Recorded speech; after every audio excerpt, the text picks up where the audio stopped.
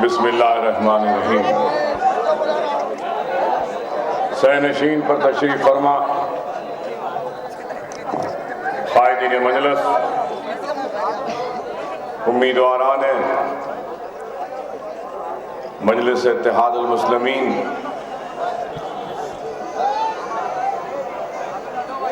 बुजुर्गों, नौजवान साथियों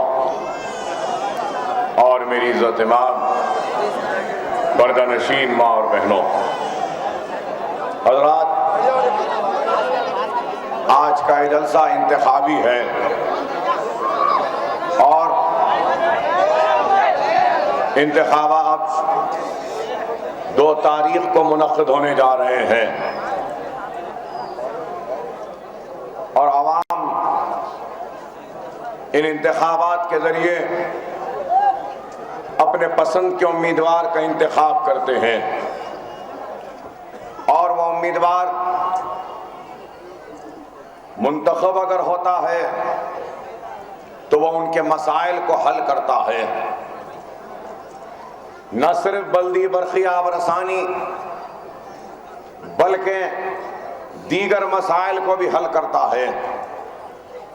उनके दुख, उनके सुख, उनके मुसीबत, उनके खुशी के हर वक्त में उनके साथ रहता है और ये वोट सिर्फ आपके छोटे मोटे मसाइल के लिए नहीं, बल्कि ये वोट आपके रोशन मुस्तकबिल की जमानत भी देता है। तो आपके जिंदगियों के अंधेरों को खत्म करके नए उजालों की आस भी देता है। तो ये आपका वोट आपकी ताकत भी बनता है, आपका वोट आपकी आवाज भी बनता है, आपका वोट आपकी हिम्मत भी बनता है, आपका वोट आपकी क़ुव्वत भी बनता है और आपका वोट आपके इत्तेहाद की एक मिसाल व निशानी भी बनता है। और इन इंतखाबात में कई जमातें, कई उम्मीदवार मैदान में हैं और उसमें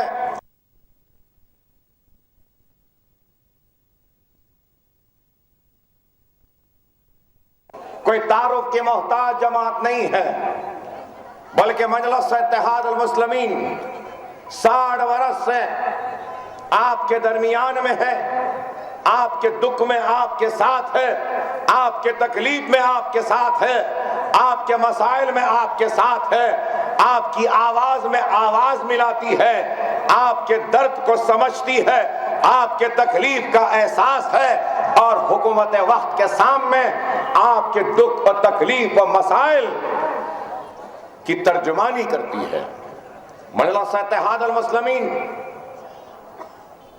कोई आज या कल की जमात नहीं, बल्कि मजलिस इत्तेहादुल मुस्लिमीन तो बहुत पहले से थी, हिंदुस्तान के आजादी से पहले भी थी।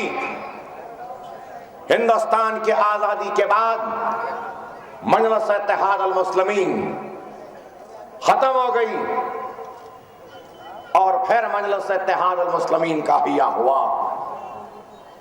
पुलिस एक्शन एक ऐसी तबाही और बर्बादी का नाम है कि अगर मौरख का कलम आजाद होगा तो मौरख लिखेगा कि आजाद हिंदुस्तान के सबसे बड़े खून खराबे का नाम ऑपरेशन पोलो या फिर पुलिस एक्शन है। मजलिस इत्तेहादुल मुस्लिमीन वैसे उन हालात में अपनी जिद्दोजहद का आगाज किया जब हमारे तख्त लुट चुके थे, हमारे ताज अजायब भर की जीनत बन चुके थे, हमारी हुकूमतों का खात्मा हो चुका था, जागीरें लुट रही थीं, इस्मतें लुट रही थीं, आबादियां खाक की ढेर में तब्दील हो रही थीं, हमारी लहलाती हुई खेतियां उजड़ रही थीं, महलात वीरान हो चुके थे। सब कुछ चला गया जो कल तक जागीरदार था, हुक्मरान था, नवाब था। सुबह का सूरज निकला तो वो रोड पर था, गरीबी में था, मुफलिसी में था, परेशानी में था। ये तकालीफ, ये मुसीबतें आई थी, ऐसा आलम था कि नौजवानों तुमको नहीं मालूम, ऐसी तबाही और बर्बादी हुई कि लिखने वालों ने लिखा कि 1000, 10,000, 20,000, 50,000 नहीं बल्कि 1.5 लाख मुसलमानों का कत्ले आम हुआ था। नारे तकबीर! 1.5 लाख मुसलमानों का कत्ले आम हुआ और उस कत्ले आम में कुओं में पानी कम मुसलमानों की तैरती हुई लाशें नजर आती थी। हमारे शहर से आगे बोलारम है, आपने नाम सुना होगा, गए भी होंगे। उस बोलारम में एक ही रात में 22 मुसलमानों को जिंदा जला दिया गया था। और ऐसी तबाही और बर्बादी आई कि मेरे भाई मौलाना अबुल कलाम आजाद ने कहा कि पुलिस सेक्शन एक ऐसा नासूर है जिसको मैं अपने साथ अपनी खबर में ले जाऊंगा। न सिर्फ ये, बेगम बाजार तो मालूम है ना आपको, बेगम बाजार से आज से 50 बरस पहले जब मुसलमान बेगम बाजार से टोपी पहनकर जाता तो बेगम बाजार के गैर मुस्लिम लोग मुसलमान की टोपी को उंगलियों में उछाला करते थे। हमारे दाढ़ियों को काटा गया, हमारी मां और बहनों की छातियों को काटा गया। ऐसा जुल्म और सितम हुआ। उसके बाद उठकर यह जमात खड़ी हुई, मुसलमानों के मसाइल की हल का नारा दिया, तालीमी पसमानदगी को दूर करने का वादा किया, माशी पसमानदगी को दूर करने का वादा किया, कलमे के बुनियाद पे मुसलमानों को मुनज़्ज़म और मुत्तहद करने का नारा दिया और फिर कहा कि सियासत में हिस्सा ले। तो लोगों ने कहा क्या बस नहीं है, 1.5 लाख मुसलमान कट गए, क्या और मुसलमानों को कटाना चाहते हैं? नहीं चाहिए मुसलमानों को उनकी जमात, नहीं होना मुसलमानों की जमात, नहीं होना मुसलमानों का नाम लेने वाला। बस है हमको, निजाम की हुकूमत चले गई, नवाबी चले गई, जागीरदारी चली गई, महलात चले गए, जमीन चले गए, सब कुछ चला गया। अब क्या और तबाही और बर्बादी लाना चाहते हैं जो मजलिस लाने वाले हैं? तनकीदें हुई, मैं नाम लेना नहीं चाहता, लेकिन कई लोगों ने कहा कि सियासत शजर ममनुआ है, कहा, मैं बोलना नहीं चाहता। कई लोगों ने कहा जरूरत नहीं है मुसलमानों की जमात की, लेकिन मजलिस ने अपनी जिद्दोजहद को जारी रखा और वो जारी रखने का नतीजा क्या हुआ? उस वक्त के सदर मजलिस इत्तेहाद अल मुस्लिमीन के मौलवी अब्दुल वाहिद ओवैसी जो मजलिस की सदारत को लिए तो कैसे हालात में लिए? शहर हैदराबाद के हर नामवर, हर मशहूर और मारूफ शख्सियत को आवाज दी गई कि आओ मजलिस की सदारत ले लो, लेकिन कोई तैयार नहीं था इस सदारत को कबूल करने के लिए, क्योंकि ये कांटों भरा ताश था। फख्र मिल्लत अब्दुल वाहिद ओवैसी ने मजलिस की सदारत ली तो सदारत लेने का नतीजा क्या हुआ? 11.5 महीने जेल में रहना पड़ा।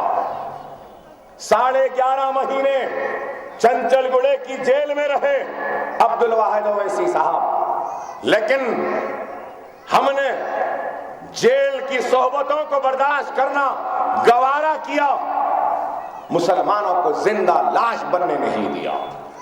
ये काम करती गई मजलिस, और उसके बाद मजलिस का खुद का अपना दफ्तर तक नहीं था, बैठ के काम करने के लिए एक जगह भी नहीं थी, एक छोटी मलगी भी नहीं थी, लेकिन लड़ते गए, जिद्दोजहद करते गए। दारुस्सलाम आज जो है दारुस्सलाम, ये दारुस्सलाम भी हुकूमत के पास चला गया था, हुकूमत ने उसको ले लिया, दारुस्सलाम में फायर ब्रिगेड का दफ्तर कायम कर दिया था। ये दारुस्सलाम कब मिला? क्या मालूम नौजवानों, तुमने तो आंख खोलते ही मुसलमानों की इत्तेहाद को देखा। ये नौजवानों ने आंख खोला तो मुसलमानों की ताकत को देखा, आंख खुले तो मुसलमानों को हिम्मत के तौर पर देखा, ताकत के तौर पर देखा। लेकिन यहाँ बैठे इन बुजुर्गों से पूछो, जब इन्होंने आंख खोली तो इन्होंने खौफ देखा, मायूसी देखी, परेशानी देखी, लेकिन मजलिस ने आज इनकी कुर्बानी की वजह से इन नौजवानों को ये हसीन दिन दिखाने में कामयाब हुआ। क्या मेरी बात गलत है? बताइए। अरे आज नौजवानों, तुमने मुसीबत नहीं देखी इसलिए तुमको नहीं मालूम, तुमने तकलीफ नहीं देखी इसलिए तुमको नहीं मालूम, लेकिन तुम्हारे घर में जाके वालिद से पूछो, अपने नाना से पूछो, दादा से पूछो, दादी से पूछो, नानी से पूछो, खाला से पूछो, फुप्पू से पूछो, तुमको वो बताएंगे कि कितनी मुसीबतों से मजलिस बनी है। अरे दारुस्सलाम मिला 70 के दहे में दारुस्सलाम मिला। फिर दारुस्सलाम को हासिल करें, दारुस्सलाम को हासिल करके इमारतें बनाएं और अपने काम को आगे बढ़ाया।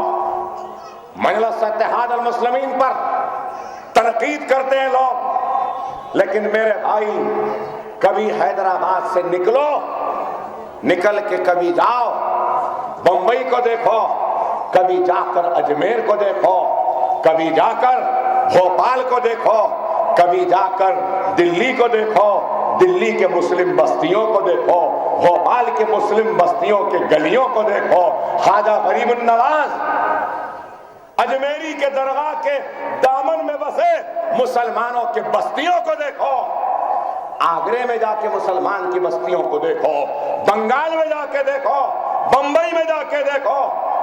अरे तुमको दिखाई देगा और जब पता चलेगा कि हैदराबाद अच्छा है या वहां के शहर के वो मुसलमानों के बस्तियां अच्छे हैं। अरे हम देखते हैं हर एक चीज के लिए आज हिंदुस्तान का मुसलमान तड़प रहा है। उनके बस्तियों में रोड नहीं, मोरी नहीं, पानी नहीं, स्कूल नहीं, मदरसे नहीं, दवाखाने नहीं, कुछ नहीं है। आज सबसे कमजोर, सबसे पिछड़ा हुआ अगर कोई है तो वो मुसलमान है इस मुल्क में। लेकिन आज आप क्या इत्मीनान से नहीं है? क्या सुकून से नहीं है? पानी कभी नहीं आता होगा, लेकिन आता तो है ना। बास गलियां खराब होंगे, लेकिन बहुत सारे गलियां अच्छे तो है ना।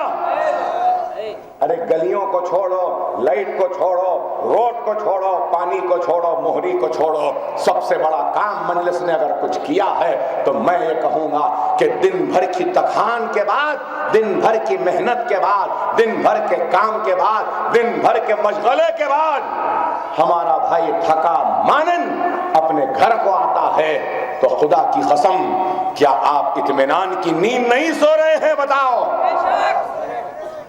अरे कभी जाकर गुजरात के मुसलमानों से पूछो, दिन भर के थका मानन आकर क्या वो इत्मीनान से सो सकता है क्या? कभी जाओ मुजफ्फरनगर के मुसलमानों से पूछो, क्या वो दिन भर के काम और मेहनत के बाद थक कर घर को आकर क्या इत्मीनान से सो सकता है? जाओ कभी अखलाक के घर वालों से पूछो, क्या वो थक कर आकर रात में इत्मीनान की नींद सो सकते हैं क्या? अरे नहीं सो सकते हैं, क्योंकि नहीं मालूम कब फिरका परस्त ताकतें उनके घरों को जला देंगे, उनकी माँ बहनों की इस्मतों इज्जतों को लूट लेंगे, कब उनको रोड पर ला देंगे। अगर सारे घर के लोग सो रहे हैं तो घर का एक मर्द जाग कर उनके घर वालों की और घर की हिफाजत करता है। और हैदराबाद में मजलिस क्या करी पूछने वाला? मेरा भाई जब सोता है तो मजलिस जागते रहती है, किसी की मां नहीं जनी जो हमारे नींद में खलल पैदा करे। ये मजलिस का कारनामा। आज कहना आसान है लेकिन करना बड़ा मुश्किल होता है मेरे भाई। ये काम मजलिस ने किया। आज मजलिस इत्तेहाद अल मुस्लिमीन के तालीमी इदारे हैं, दवाखाने हैं, ओएसी हॉस्पिटल है, असरा हॉस्पिटल है, मेडिकल कॉलेज है, इंजीनियरिंग कॉलेज है, एमबीए कॉलेज है, MCA कॉलेज है, आर्किटेक्चर कॉलेज है, फार्मा डी कॉलेज है, बी फार्मेसी कॉलेज है, नर्सिंग कॉलेज है, अरे और कई कॉलेज हैं। क्या हिंदुस्तान में किसी भी मुस्लिम तंजीम के इतने कॉलेजेस, इतने तालीमी इदारे, ऐसे दवाखाने हैं क्या? बताओ मुझे, बताओ मुझे, है क्या? बंबई से आए हैं यहाँ बैठे लोग, पूछ लो क्या मुसलमानों का अपना कोई दवाखाना है महाराष्ट्र में? क्या उत्तर प्रदेश में है? क्या बिहार में है? क्या बंगाल में है? अरे कहीं पर नहीं है मेरे भाई। अरे आज मजलिस इत्तेहाद अल मुस्लिमीन पर इल्जाम और मजलिस से सवाल किया जाता है क्या कर रहे हैं। ये दवाखाना Owaisi hospital 1 floor 1 lakh square feet का है, 7 मंजिला 7.5 लाख स्क्वायर फीट का दवाखाना। अरे 2000 या 1000 स्क्वायर फीट का घर बना लिए तो कितना खर्चा होता है? अगर 7.5 लाख स्क्वायर फीट का दवाखाना बनाना है तो कम से कम कह रहा हूं 4 से 5 हजार रुपया पर स्क्वायर फीट लगेगा। तो आप बताओ, अरे सिर्फ ओवैसी हॉस्पिटल की बिल्डिंग को खड़ा करने के लिए करीब 500 करोड़ लग जाएंगे और जो आलात है वो आलात के लिए कम से कम 100-150 करोड़ या 200 करोड़ लग जाएंगे। क्या है किसी के पास? असरा दवाखाना आज 1400 बिस्तर का हो गया। अरे अगर कोई असरा दवाखाना भी बनाना चाहे तो उसके लिए भी 500 करोड़ रुपए लगेंगे। 100 करोड़ का तो सिर्फ बड़े बड़े आलात मैंने खरीदे असरा दवाखाने के लिए।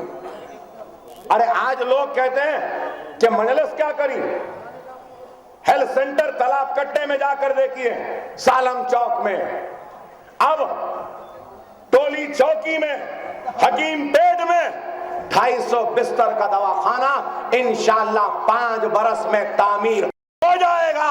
उस पर भी करीब 300 करोड़ लगेंगे।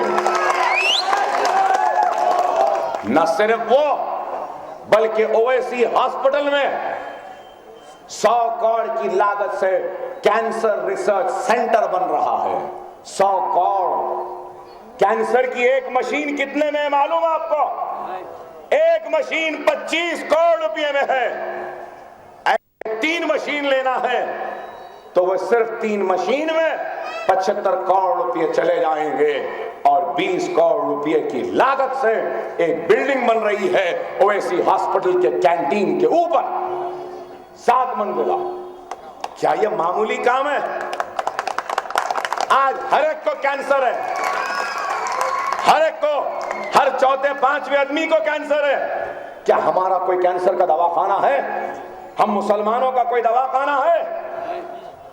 आज सारे हिंदुस्तान के कैंसर में मुब्तला मुसलमानों को एक उम्मीद और आस अगर कोई दे रही है तो वो मजलिस इत्तेहाद अल मुस्लिमीन की क़यादत दे रही है।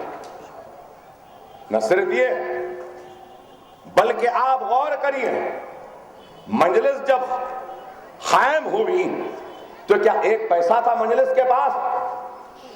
एक टुट्टा कलम, एक कागज का टुकड़ा भी नहीं था। लेकिन सलाउद्दीन ओवैसी, अब्दुल वाहिद ओवैसी और नकीब मिल्लत बैरिस्टर असदुद्दीन ओवैसी और हम सब ने मिलकर अल्हम्दुलिल्लाह आज 2000 करोड़ के असासे मजलिस इत्तेहाद अल मुस्लिमीन के बना दिए हैं। और ये असासे, क्या ये 2000 करोड़ के असासे क्या मेरे हैं? क्या मेरे मरने के बाद या असद साहब के मरने के बाद क्या उनकी औलाद या मेरी औलाद में तकसीम होंगे? नहीं, ये हमारी जायदाद नहीं, ये हमारे असासे नहीं, बल्कि ये असासे हैं तो सरजमीन दक्कन के गरीब मुसलमानों के असासे हैं, आपके असासे हैं, आपके। अरे आप गौर करिए कि आज इतने असासे बन गए, इतना सब कुछ बन गया। अरे ये बिल्डिंग यहां खड़ी है, 7 मंजिला इमारत, ये किसकी इमारत है?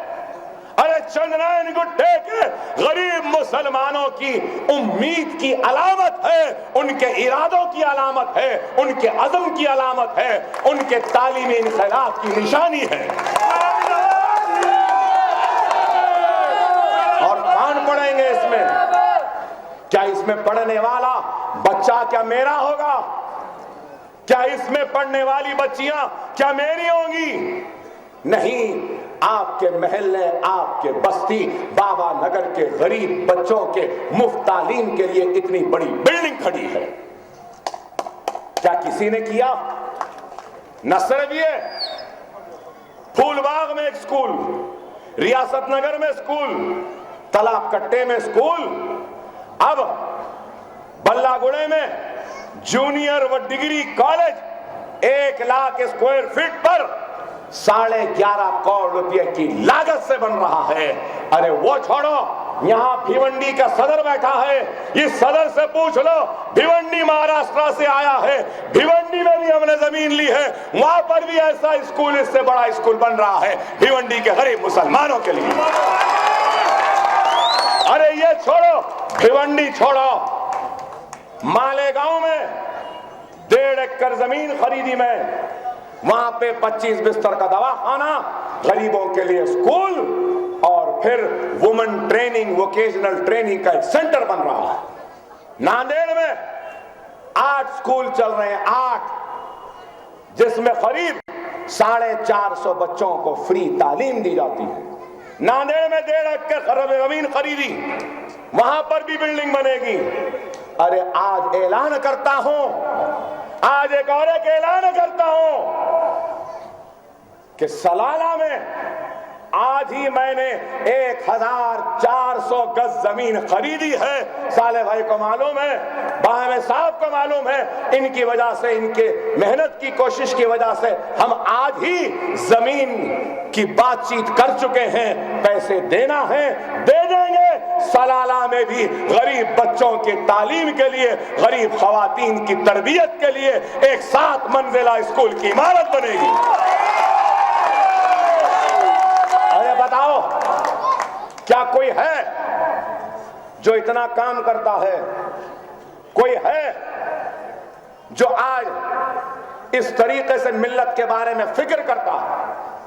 अरे आज इस स्कूल की बिल्डिंग में सिर्फ बच्चे नहीं पढ़ेंगे, खवातीन की ट्रेनिंग के लिए ब्यूटिशियन का कोर्स होगा, खवातीन की ट्रेनिंग के लिए पकवान के क्लासेस होंगे, खवातीन के ट्रेनिंग के लिए इस स्कूल की बिल्डिंग में स्विंग सेंटर होगा, खवातीन के ट्रेनिंग के लिए कारचौक के काम के क्लासेस होंगे, खवातीन की ट्रेनिंग के लिए जरी के काम का सेंटर होगा, खवातीन के लिए ट्रेनिंग दी जाएगी कि घरों के पर्दे कैसे सिले जाते हैं, खवातीन को ट्रेनिंग दी जाएगी कि सोफों के कपड़े कैसे सिए जाते हैं, खवातीन को ट्रेनिंग दी जाएगी कि मोमबत्ती कैसा बनाया जाता है, खवातीन को ट्रेनिंग दी जाएगी कि अगरबत्ती कैसी बनाई जाती है, खवातीन को ट्रेनिंग दी जाएगी कि लड़कियों के कपड़ों को सीने की, मर्दों के कपड़ों को सीने की, और एक बहुत बड़ा प्रोडक्शन हाउस यहाँ पे आएगा।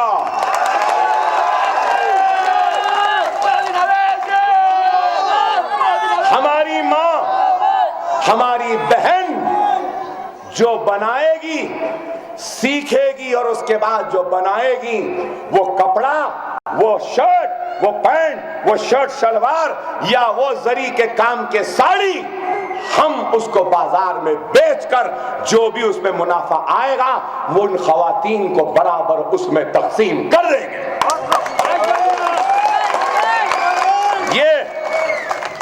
ये हमारा काम है। क्या कोई ऐसा काम कर रहा है? सिर्फ जबानी जमा खर्च करते हैं, चले जाते हैं, लेकिन हम काम कर रहे हैं। यहाँ के 1700 घर कौन बचाए? किसने बचाया? मनलत बचाई। और अभी भी मुकदमा चल रहा है 1700 घरों का। हम स्टे ऑर्डर लेने में कामयाब हुए सुप्रीम कोर्ट से। मुकदमा तो चल रहा है, खत्म नहीं हुआ है, लेकिन आपको यकीन दिलाता हूं जब तक अकबरुद्दीन ओवैसी जिंदा है एक भी घर की ईंट को कोई धक्का नहीं लगा सकता, छीन नहीं सकता। क्या ये काम कोई ये काम कर रहे हैं? अरे बाबा नगर में बस स्टैंड की जमीन जहां पे आज ऑटोज खड़े रहते हैं, वो जमीन कौन खरीदे? कौन खरीदे? अरे वो जमीन भी मैं खरीद कर बाबा नगर के आवाम के हवाले कर दिया। बाबा नगर में दवाखाना है, स्कूल है, उसके अलावा एक सबसे अहम काम अब हो रहा है कि बाबा नगर में जो अपाहिज लोग होते हैं, जिनके हाथ पैर से मोहताज होते हैं, बात करना नहीं आता, पोलियो के पेशेंट, चलना नहीं आता, फिजिकली हैंडीकैप होते हैं, फिजिकल हैंडीकैप और स्पेशली चैलेंज बच्चों के लिए आज एक सेंटर बन रहा है जहां पे फिजियोथेरेपिस्ट होगा, उनको थेरेपी देगा, फिजियोथेरेपी करेगा, उनके पैर हाथों को सही करेगा, स्पीच थेरेपिस्ट होगा, बात करना सिखाएगा और उन बच्चों को खेलने कूदने के मशगले के लिए एक मुकाम बन रहा है। एक मंजिला नहीं, ग्राउंड प्लस 2 फ्लोर की बिल्डिंग बन रही है। क्या यह काम किसी ने किया? इसके बाद भी अगर कोई सवाल करता है कि क्या किया, अरे जब जरूरत पड़ी तो अकबरुद्दीन ओवैसी ने इस चंद्रायन गुट्टे की सरजमीन को भिगोया अपने खून का नजराना देकर भी। और क्या करूं और क्या चाहते हैं, मैं पूछना चाहता हूं। खून भी दे दिया, अपनी दौलत भी दे दी, अपनी जवानी भी दे दी, और आज इस भरी जवानी में उस हमले के बाद एक ज़ईफ की तरह हो गया, ना खा सकता हूं, ना पानी पी सकता हूं, इतनी तकलीफ में भी हूं। और फिर लोग पूछते हैं कि क्या किया? अरे अगर कोई अकबरुद्दीन ओवैसी की जगह लेना चाहता है तो जरूर ले ले, आ जाए, लेकिन एक शर्त है, एक शर्त है, अकबरुद्दीन ओवैसी चंद्रायन गुट्टे का एमएलए बनने से पहले ना बाबा नगर का मदरसा था, ना फूलबाग का मदरसा था, ना तालाब कट्टे का मदरसा था, ना जमाल कॉलोनी का था, ना सलाला का, ना फिर बल्ला गुड़े का। अकबरुद्दीन ओवैसी की कोई जगह लेना चाहता है तो उसको सबसे पहले बाबा नगर में एक नहीं 2 मदरसे बनाने पड़ेंगे। अकबरुद्दीन ओवैसी खुद छोड़ के चला जाएगा।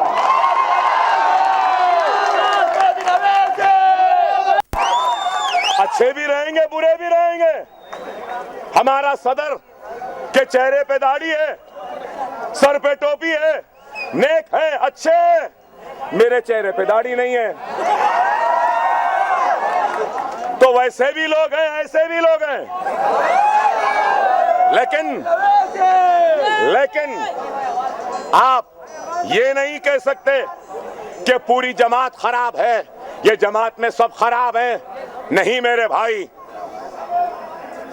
आप लोग खामोश बैठिए, मेरी आवाज वहां तक भी जा सकती है। आ रही ना?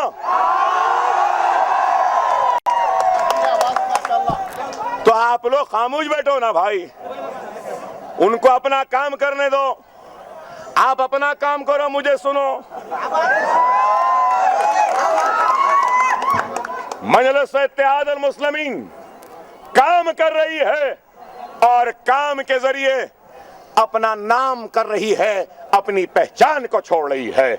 अरे आज लोग इल्जाम लगाने वाले अगर इल्जाम लगाएं तो हम उन इल्जामों की परवाह नहीं करते। आज इल्जाम लगाते हैं मजलिस पर कि मजलिस क्या कर रही है। अरे मजलिस के सब कारनामे हैं। आज मुल्क किस तरफ जा रहा है, मुल्क कहां जा रहा है, हमको गौर करना है।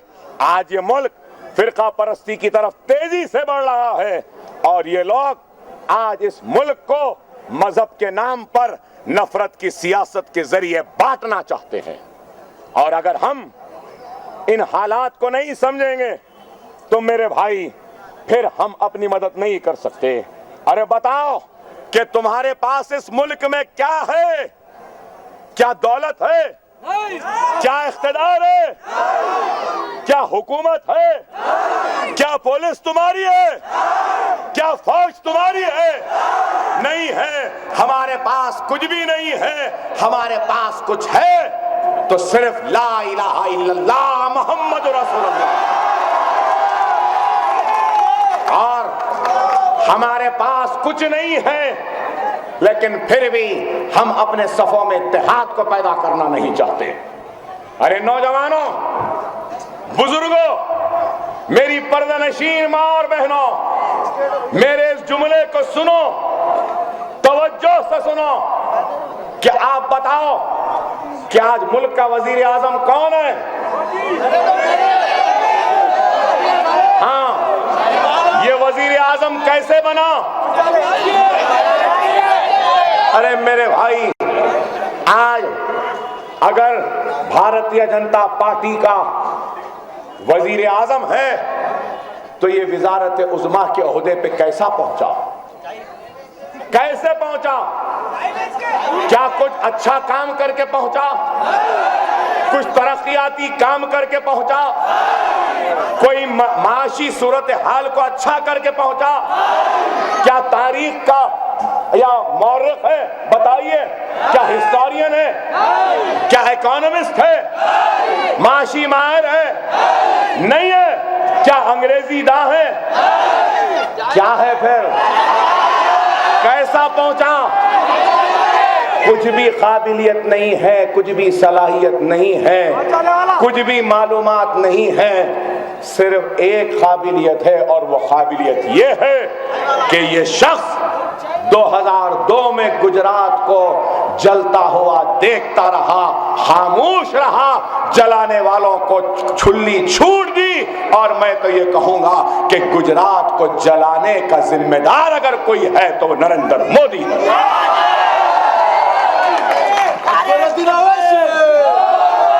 अगर 2002 को निकाल लें तो मोदी के पास क्या है? कुछ है? और कुछ भी नहीं है। गुजरात को जलाने का माहिर है, गुजरात में इंसानों का कत्ल करवाने की महारत है, गुजरात में औरतों की इज्जत को लुटाने में महारत है, सुहागों को उजाड़ने वाला है, बच्चों को यतीम करने वाला है, बस्तियों को जलाने वाला है, नौजवानों बच्चों को जेलों में डालने वाला है। यही इसकी महारत है और इसी महारत का इनाम मिला तो हिंदुस्तान के वजारत उज़्मा की कुर्सी मिली। क्या सही है या गलत? अच्छा, इसके बाद भी कितने वोट लेकर ये वजीर आजम बना? क्या आपको मालूम? आप सब देखते हैं ना फोन पे, अपने मशगले की हर एक चीज देखते हैं ना, अपनी पसंद की सब देखते हैं ना। एक दिन मैं बैठा था गाड़ी में, लाइन से लोग जा रहे थे, ट्रैफिक जैम हो गई, जितने लोग पैदल जा रहे थे मैंने बारीकी से उनको देखा तो मुझे 10 में से 2 आदमी दिखे जो सिर्फ ऐसे चल रहे थे, बाकी 8 के 8 ऐसे चल रहे थे। है ना? अकबर ओवैसी की तकरीर भी देखते ना। मगर मैं सवाल कर रहा हूं, बीजेपी कितने फीसद वोट लेकर वजीर आजम बनी? क्या है किसी के पास सवाल का जवाब? अरे मेरे भाई, सुनो, नहीं मालूम तो और याद रखो इस बात को, 100 वोट पड़े तो उसमें से सिर्फ 31 वोट बीजेपी को मिले। कितने? 31। 100 वोट्स अगर पड़े तो उसमें से 31 बीजेपी को पड़े। 31%, 31%। और जुमला वोटों को अगर 31% में तादाद में तब्दील करें तो कितने वोट है मालूम आपको? इलेक्शन कमीशन ऑफ इंडिया के साइट पर घर को जाकर देखना, 2014 इलेक्शंस, आपको मिल जाएगा कि कौन सी पार्टी कितने वोट ली। आपको सुन के हैरत होगी कि नरेंद्र मोदी की पार्टी भारतीय जनता पार्टी 31% मतलब 16 करोड़ 17 लाख वोट ली है जुमला। चलो 17 करोड़ समझो, 17 करोड़ 17 करोड़ वोट लेकर वो वजीर आजम बन गया।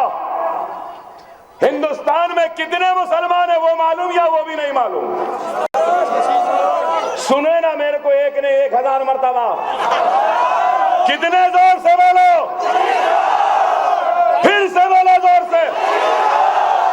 25 करोड़ मुसलमान इस मुल्क में है, वो 17 करोड़ वोट लेकर वजीर आजम बन जाता है।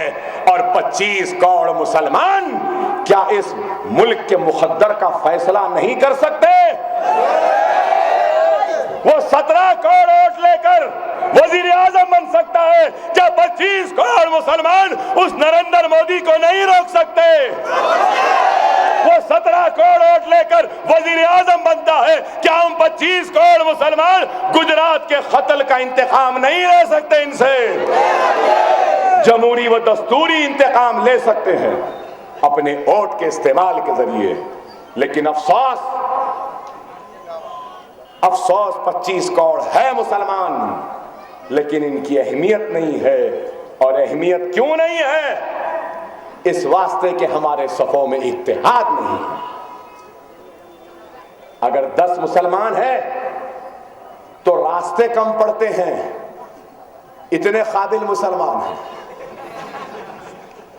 पूरे मुसलमान 10 के 10 मुसलमान ऐसे नहीं जाते। 10 मुसलमान है, एक इधर जाएगा, एक उधर जाएगा, एक उधर जाएगा, एक उधर जाएगा, एक इधर इधर इधर इधर। जितने रास्ते हैं उन रास्तों पे देखेंगे तो मुसलमान ही दिखेगा। लेकिन सारे के सारे 10 मुसलमान एक रास्ते पर कहीं जाते हुए दिखेंगे तो खुदा की कसम सिर्फ वो हैदराबाद में दिखते हैं। क्या ये गलत है? नाराजगी तो रहती है, बराबर रहेगी। मुझसे भी लोग लड़ते हैं, मेरे सामने भी गुस्सा करते हैं, मुझसे भी शिकायत करते हैं, नाराजगी का इजहार करते हैं, और बराबर उनका हक है। वो मेरे हैं तो मैं उनका हूं। वो मुझसे नाराजगी का इजहार कर सकते हैं, मुझसे लड़ सकते हैं, मुझसे शिकायत कर सकते हैं, वक्त आए तो मेरा गिरेबान भी पकड़ सकते हैं। अगर गिरेबान से नहीं तो मेरा खून भी अगर चाहे तो ले ले, वो मैं देने तैयार हूं। लेकिन सारी लड़ाई, सारे गिले, सारे शिकायत, सारी नाराजगी के बाद भी मेरा भाई मुझे ही ओढ़ देता है। लेकिन मेरे भाई गौर करो, उत्तर प्रदेश में 3.5 करोड़ मुसलमान, लेकिन एक भी मुसलमान एमपी नहीं है। महाराष्ट्र में 1.25 करोड़ मुसलमान, एक भी मुसलमान एमपी नहीं। कर्नाटक में 1.25 करोड़ मुसलमान, एक भी मुसलमान एमपी नहीं। अरे आप बताओ, क्या 2014 में क्या मजलिस गई थी उत्तर प्रदेश? भाई कांग्रेस वाले यूपी से मुसलमान को एमपी क्यों नहीं बनाए? क्या हम रोके थे? महाराष्ट्र में इनकी हुकूमत थी, क्यों मुसलमान को एमपी नहीं बनाए? क्या हम रोके थे? कर्नाटक में इनकी हुकूमत थी, क्यों नहीं बनाए? क्या हम रोके थे? अरे तुम तो कुछ नहीं करेंगे, मजलिस कर रही है तो खड़े रह के बोलते हैं कि मजलिस के इदारे हमारी मरहून मिन्नत है, हमारी वजह से आए। अरे हमारे इदारों को छोड़ो, ये इदारे तो हम कायम कर लिए। एनटी रामाराव जब तख्ते से हटकर तख्ते पे आ गया था तो भास्कर राव की तायीद करके इदारे लिए, और उसके बाद एनटी रामाराव आया तो हमारे इदारों को बंद करने का जियो दिया। हम मुकदमा लड़ते रहे, एनटी रामाराव हार गया चिन्ना रेड्डी कांग्रेस की हुकूमत आई तो चिन्ना रेड्डी भी सीधा शंकर राय गवर्नर बंगाल को वकील बनाया हमारे मेडिकल इंजीनियरिंग कॉलेज के खिलाफ उसको बंद करने के लिए। और ये लोग बोलते हैं इन्हों करे। अरे कांग्रेसियों, सबसे बड़े धोखेबाज, सबसे बड़े बेईमान, सबसे बड़े झूठे, सबसे बड़े दरिंदे अगर कोई है इस मुल्क में तो वो कांग्रेस है। क्या बात है? आज हमसे बोल रहे हैं हमारे इदारे ये कायम करें, ये मदद करें। अरे अलीगढ़ मुस्लिम यूनिवर्सिटी कौन बनाए? सर सैयद अहमद खान बनाए ना। लेकिन आज क्या है? आज अलीगढ़ मुस्लिम यूनिवर्सिटी आज भी कानूनी लड़ाई लड़ रही है, अखिलती इदारा नहीं है आज भी वो। ये लोग हुकूमत में थे ना 60 बरस तक, क्या कानून साजी करके अलीगढ़ मुस्लिम यूनिवर्सिटी को माइनॉरिटी इंस्टीट्यूट बनाना इनका काम नहीं था? जामे मिलिया इस्लामिया वो भी कानूनी लड़ाई लड़ रहे हैं, क्या उनको मिला? नहीं मिला। अरे हमसे कहते हैं अरे हिंदुस्तान में मुसलमानों की पसमानदगी, मुसलमानों की कमजोरी, मुसलमानों की तबाही और बर्बादी की अगर कोई जिम्मेदार है तो वो कांग्रेस है। 50,000 फिसादात के जरिए हमको लूटने वालों का नाम कांग्रेस है। अहमदाबाद में लूटने वालों का नाम कांग्रेस है, बंबई में लूटने वालों का नाम कांग्रेस है, अजमेर में लूटने वालों का नाम कांग्रेस है, भिवंडी में लूटने वाले लुटेरों का नाम कांग्रेस है, मलियाबाद में लूटने वालों का नाम कांग्रेस है, हाशमपुरा में लूटने वालों का नाम कांग्रेस है, रोडकिला में लूटने वालों का नाम कांग्रेस है, बाबरी मस्जिद का ताला खोलने वालों का नाम कांग्रेस है, शिलान्यास कराने वालों का नाम कांग्रेस है, बाबरी मस्जिद को शहीद करने वालों का नाम कांग्रेस है, शहीद मिंबर की के ऊपर मूर्ति को रखकर पूजा शुरू कराने वालों का नाम कांग्रेस है। और यही कांग्रेस है जो हमारे सरों और सीनों पे गोलियां चलाई, हमारे बच्चों को यतीम करने वालों का नाम कांग्रेस है, ताड़ा में बच्चों को डालने वालों का नाम कांग्रेस है। बंबई के फिसादात के बाद श्री कृष्णा कमेटी बनी, श्री कृष्णा ने कहा बाल ठाकरे कातिल है, शिवसेना जिम्मेदार है, उनको खुली छूट देने वालों का नाम कांग्रेस है। बाबरी मस्जिद को शहीद करने वाले मुजरिमीन को आजाद छोड़ने वालों का नाम कांग्रेस है। वो कोक, वो पेट जिसने भारतीय जनता पार्टी को जन्म दी है, उस जन्म देने वाली कोक का नाम भी कांग्रेस है।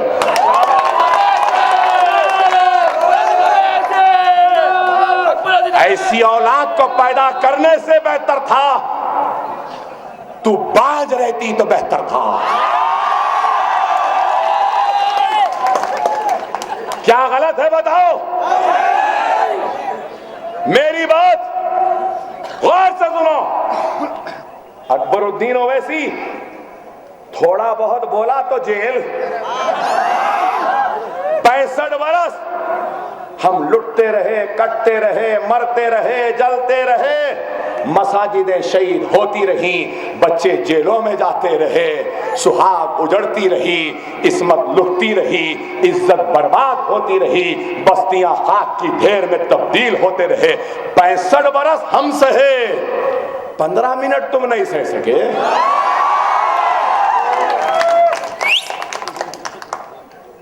अरे जितना जुल्म हम पे हुआ ना, अगर दूसरों पे होता तो वो सफ़े हस्ती से मिट जाते।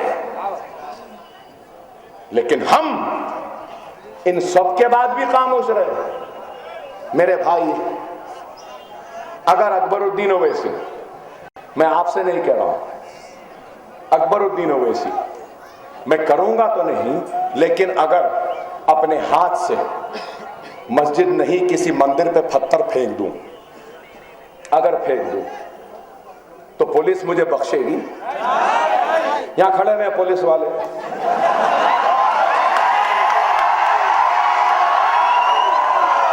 अगर मैं मंदिर पे पत्थर फेंक दूं तो मुझे छोड़ेंगे?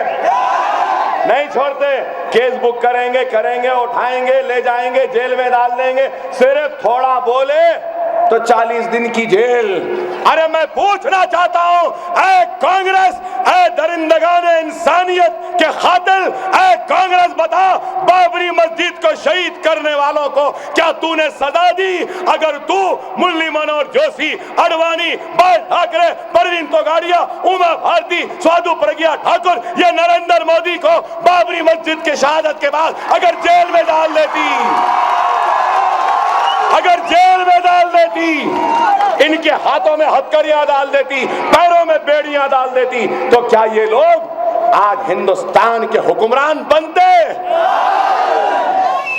ऐ बेईमानों की जमात, ऐ झूठों की जमात, ऐ खातिलों की जमात, ऐ जानियों, अय्याशों और शराबियों की जमात कांग्रेस, तुझसे पूछ रहा हूं, बता, मैं पूछना चाहता हूं, गुजरात को जलाने वाला कौन है? क्या तुझे नहीं मालूम? 2004 में किसकी हुकूमत थी? कांग्रेस की नहीं थी, इटली की गुड़िया की नहीं थी ना? तो इस नरेंद्र मोदी को गुजरात के कत्ले आम की सजा के लिए गुजरात से हथकड़ियां डालकर दिल्ली क्यों नहीं लाए? अरे इस जालिम को पकड़ना था, मुकदमा डालना था, जेल में डालना था। अगर डाले होते तो ये वजीर आजम बनता। इनकी तो आदत है, बीजेपी को आगे बढ़ाओ, उनको करने दो और उनको डराने दो और उनके डर को दिखा के मुसलमान की वोट अपने जेब में भरते रहो। अब मजलिस आई तो बुरा दिख रहा। महाराष्ट्र में क्यों महंगाई मजलिस? महाराष्ट्र का बजट कितना है आपको मालूम?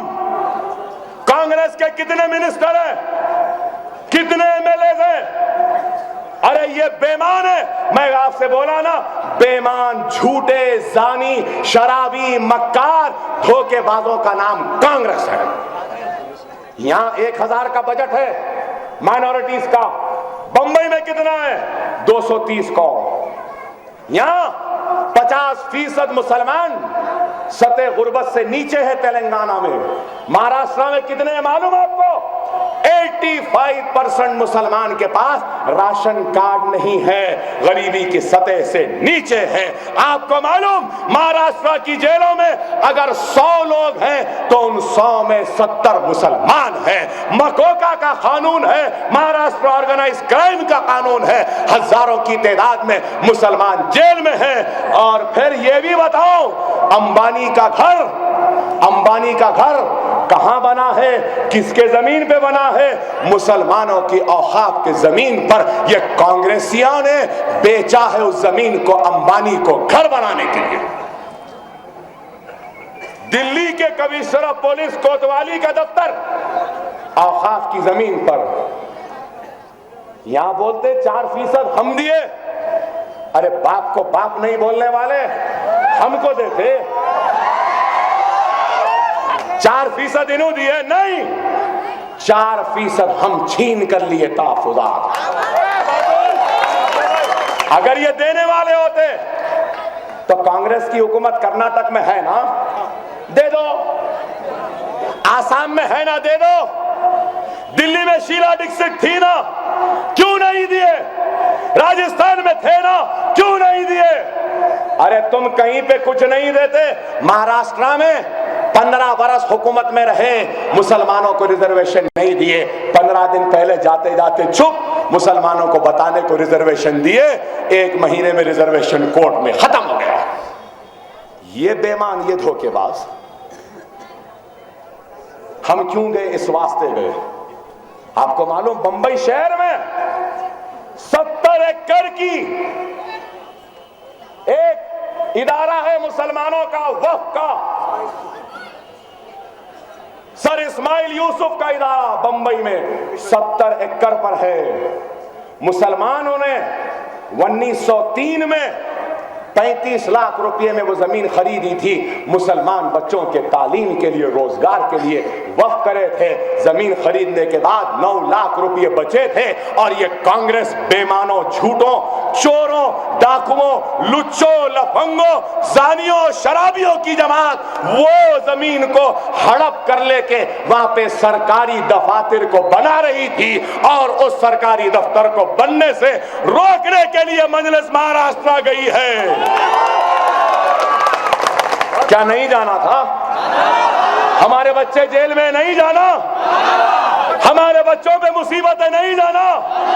औकाफ की जमीन कब्जा कर लिए नहीं जाना? अरे हम गए, जाकर जीते, इनके चेहरों को बेनकाब करें तो हम बीजेपी के एजेंट। अरे बीजेपी की मां हमसे कह रही है। अरे आज बीजेपी से मुकाबला अगर कोई कर रहे हैं तो तुम नहीं, हम कर रहे हैं। अरे हराम खाने वालों में ताकत नहीं होती, वो कमजोर होता है।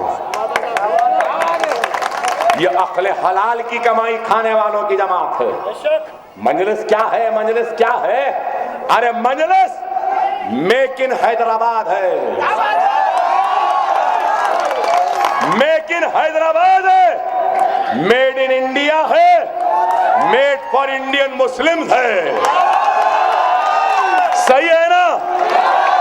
अरे कांग्रेसियों, 100 करोड़ के मुल्क में, इस मुल्क में पैदा होने वाला तुमको नहीं मिला। मेक इन इटली को लाना पड़ा अपना सदर बनाने के लिए। और क्या कमजोर?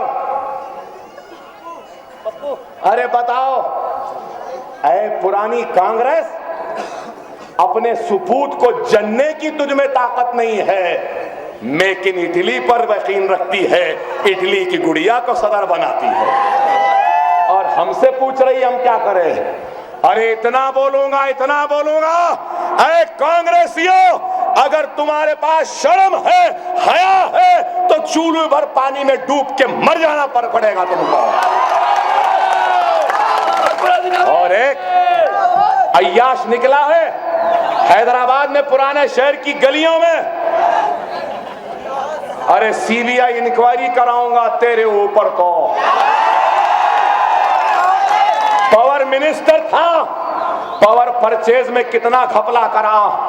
अरे ऐ बेमान, ऐ झूठे, आज मैं तुझसे पूछता हूं, हुसैन शाह वली रहमतुल्लाह अलैह की जमीन को बेचने वाला ये गद्दार, मुसलमानों का धोखेबाज, लैंड को हिल को देने वाला कोई और नहीं, पुराने शहर में घूमने वाला, शाम होते ही नशे की हालत में इधर लुढ़कता रहता, उधर लुढ़कते रहता है, औरतों के सहारों से घर जाने वाला हमसे पूछ रहा है।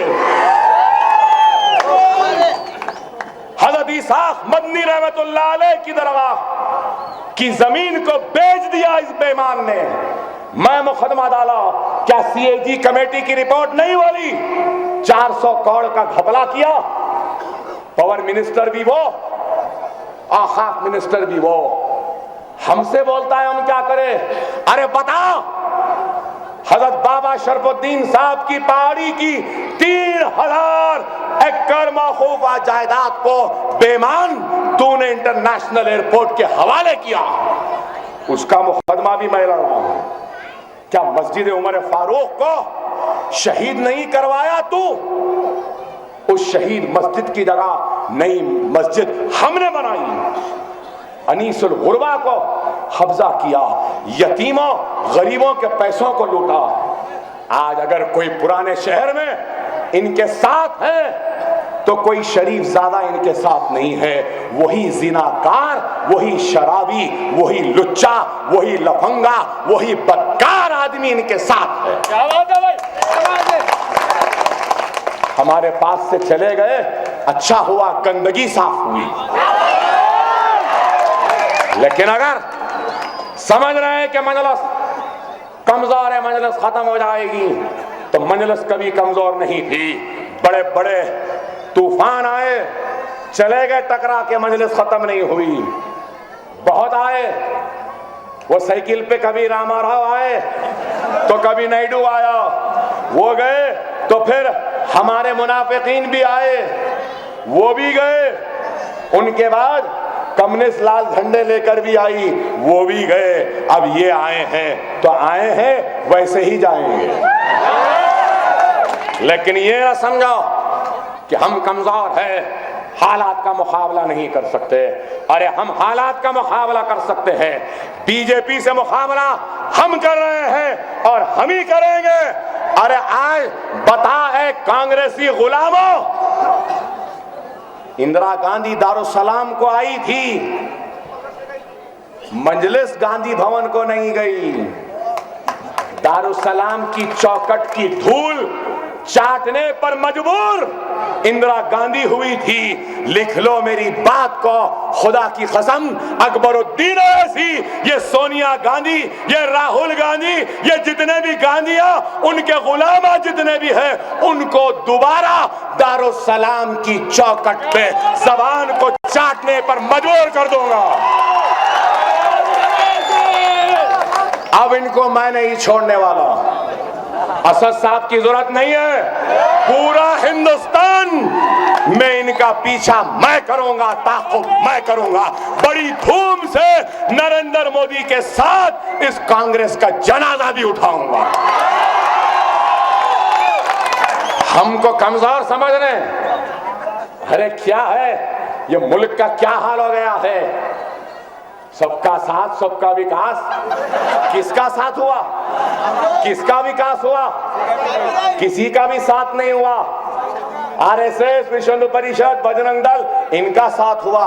विकास किसका हुआ? किसी का नहीं, सिर्फ एक चाय वाले का विकास हुआ। और किसी का हुआ? जब देखो रामजादे, हरामजादे, मुसलमान 4-4 बच्चे पैदा कर रहे हैं, 8-8 बच्चे पैदा करो तुम भी। मुसलमान के 4-4 बीवियां, तुम भी करो, किसने रोका? अब वो अलग बात है, तुमको एक को नहीं संभाल रहे, हम 4 को संभाल सकते हैं। हम क्या करेंगे? अब हम अगर 10 पैदा कर रहे हैं, तुम 2 भी नहीं कर रहे हैं, तो हम क्या करना? करो पैदा, किसने रोका? राम का खून, अरे मुसलमान में राम का खून नहीं है, मुसलमान में आदम अलैहिस्सलाम का खून है। अल्लाह इलाहा इल्लल्लाह मोहम्मद रसूलुल्लाह का कलमा गूंजता है। अरे जो चाहे बोल रहे हैं, जो चाहे हमको बोल रहे हैं, पाकिस्तान चले जाओ, बीफ खाए, वो खाए, हाँ मैं खाता हूं बीफ, क्या करते बताओ? मैं खाता हूं, खाता रहूंगा। पहले भी कहा, फिर कह रहा हूं, मजे में कॉम्प्रोमाइज नहीं कर सकते। जब तक ये जबड़े के अंदर गोश्त नहीं रहा, निवाला हल्लक से नीचे नहीं जा सकता।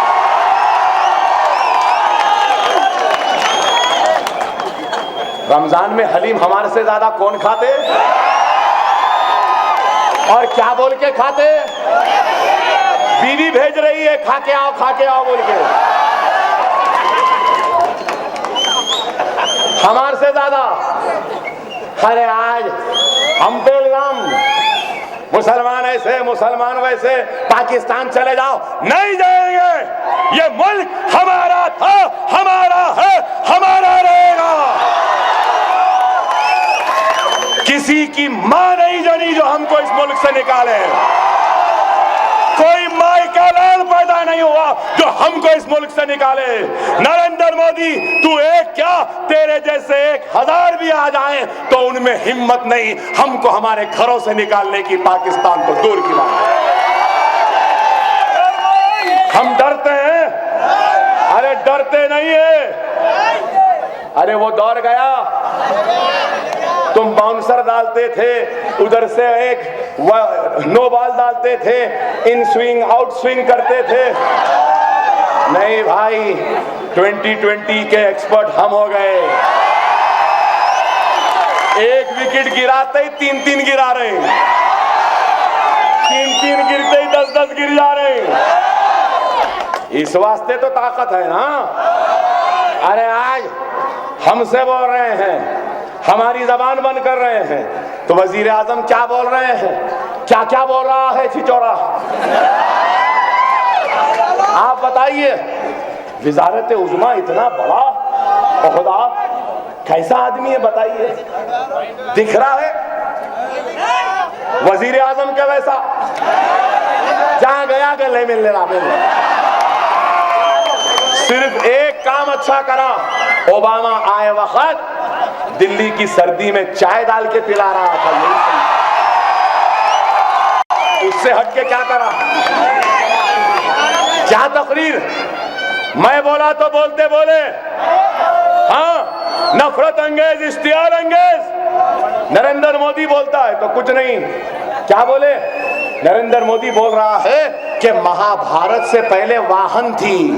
वाहन क्या? गाड़ी। रामायण के दौर में एरोप्लेन था बोल रहा है। हद ये हो गई, बोला कि महाभारत के टाइम पे सेलफोन भी था। आप बोलो कैसा मस्खरा है? हद हो गई। और क्या बोला कि उस जमाने में प्लास्टिक सर्जरी भी थी। कहते लोग पूछे प्लास्टिक सर्जरी डीएनए? हाँ थी। तो बोला मेरी बात पे हंस रहे हैं, हंसो नहीं, हिंदू माइथोलॉजी में है। इस वजह से इंसान की गर्दन कट गई थी, काट दी गई थी, तो हाथी की गर्दन को लगाया गया तो प्लास्टिक सर्जरी से लगाया गया। वाह रे वाह, वाह रे वाह। मैं बोलता तो फिर निर्मल भेज देते थे, फिर आदिलाबाद। मगर खुदा की कुदरत को देखो, तुम मेरी जबान रोकना चाहे, अल्लाह उनकी जबान से बोलने लगा रहा है। क्या है बताइए? आज कैसे कैसे लोग कहां कहां बैठ गए। आज आप बताइए मेरे भाई कि आज ये लोग मुल्क को तबाह बर्बाद कर रहे हैं, लेकिन मेरे भाई आप अपने हकीकी दोस्त व दुश्मन को पहचानिए। आज आके लोग कह रहे हैं घर दिला देंगे, हमारी माँ बहना बच्चों को गोद में लेके बुरखों में पसीनों में 100-100 रुपये 200-200 रुपये खर्च के 500-500 रुपये का फार्म दे रहे, घर मिल रहा, कहते घर मिल रहा, घर मिल रहा। निजाम सरकार नहीं बना सके, ये सरकार बनाती। सोचो अम्मा, सोचो, दे सकते घर? निजाम सरकार 2 तालाब बनाए, ये नहीं अब 2 तालाब बनाते कहते, सेक्रेटेरिएट बनाते बोल के लेके फिरे चौतरफ, mental hospital, chest hospital, parade ground सब घूम के फिर आ गया सेक्रेटेरिएट। कहां? जहां है वहीं जा गया। अरे आप गौर करो मेरे भाई, अगर घर मिलता है तो हम आपके घरों को आकर घर देंगे। ये बेईमान है जो लोग कह रहे हैं कि घर मिलेगा। नहीं मिल सकता घर, मैं कह रहा हूं, जिम्मेदारी के साथ कह रहा हूं। नंगा ओढ़ेगा क्या, बिछाएगा क्या?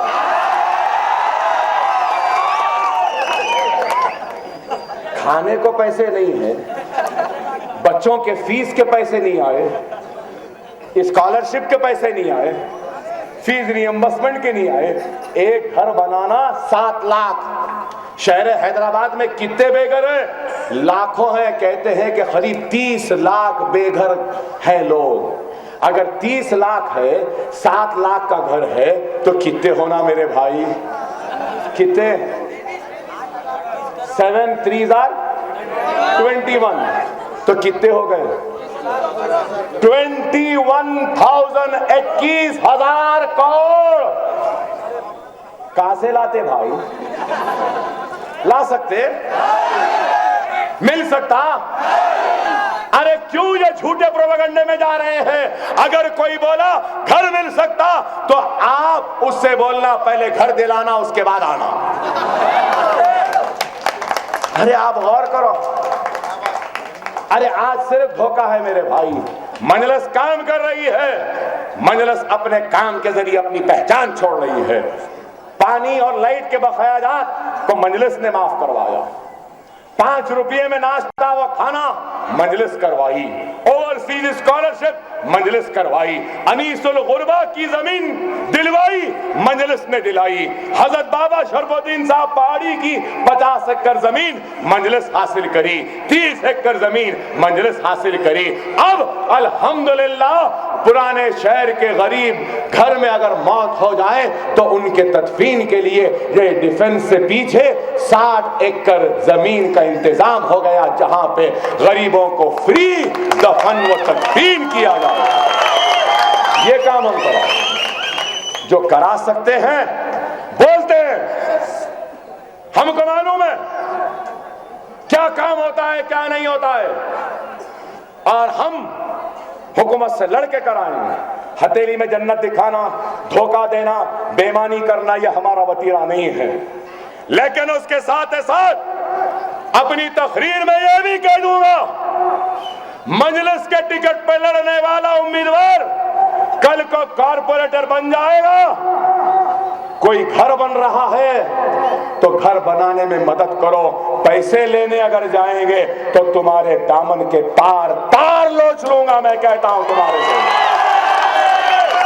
कोई पानी डाल रहा पहुंच जा रही, कोई लाइट डाल रहा पहुंच जा रही, मोरी डाल रहा पहुंच जा रही, राशन कार्ड बना रही पहुंच जा रही, वजीफा का बना रही, एक वजीफा खा जा रही, एक वो आ रहा खा जा रहे। नहीं, कोई नहीं खा सकता। मैं बीमार था, मैं तकलीफ में था, अपनी तकलीफ में घर में था तो लोग जो चाहे वो कर रहे थे। अब जो चाहे वो कोई नहीं कर सकेगा। मैं ताकतवर हो चुका हूं, अच्छा नहीं दिख रहा हूं, इतनी देर से खड़ा हूं। एक नहीं 10-10 कॉर्पोरेटरों को उठा के फेंक दूंगा। अल्लाह की राह में काम करो, बेईमानी के लिए काम ना करो, अल्लाह के लिए काम करो। अगर हुई है गलती हमारे से तो मैं किसी को जिम्मेदार नहीं ठहराऊंगा, मैं जिम्मेदार हूं, मैं ही जिम्मेदारी को लूंगा।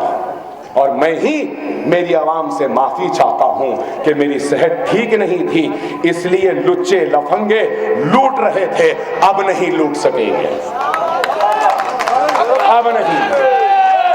मजलिस आपकी जमात है, मजलिस इत्तेहाद अल मुस्लिमीन आपकी पहचान है, आपकी शान है, आपकी शौकत है, आपकी अजमत है, आपकी ताकत है, आपकी क़ुव्वत है, आपका गुरूर है, आपकी पहचान है, आपका इत्तेहाद है। इस इत्तेहाद को कमजोर पड़ने नहीं देना, नहीं देना, नहीं देना मेरे भाई। मजलिस का निशान, मजलिस का निशान, मजलिस का निशान। और 2 तारीख को बटन पतंग का दबेगा। मेरी खवातीन, नौजवानों से, बुजुर्गों से सबसे कहूंगा, मजलिस तो कामयाब करिए। ये शहर हमारा था, हमारा है, हमारा रहेगा।